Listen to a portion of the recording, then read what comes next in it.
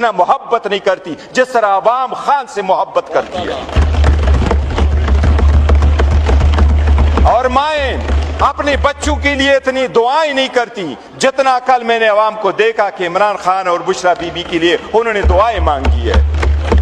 हरमैन में लोग लिखते हैं, मेरे पास तस्वीर आती है, हरमैन में बैठा हूं, हाथ पे इमरान खान लिखते हैं, बैतुल्लाह की तरफ बढ़ते हैं और कहते हैं जी मैं खान के लिए दुआ कर रहा हूं।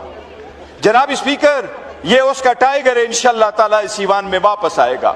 लेकिन ईवान से मैं पूछता हूं, आप ये क्वेश्चन हुकूमत के सामने रखेंगे, लॉ मिनिस्टर से इस पे बातेंगे, एक्सप्लेनेशन मांगेंगे, और अगर नहीं है तो कानून से बालातर नहीं है। हमने इलेक्शन कमीशन को इस ईवान के सामने बुलाना है, उनको अकाउंटेबल करना है कि ऐसे ऑर्डर क्यों पास हो रहे हैं।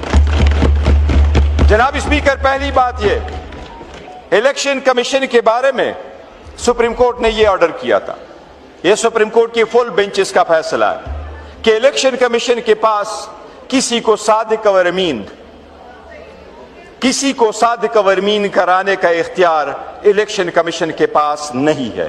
ये इख्तियार समाअत इलेक्शन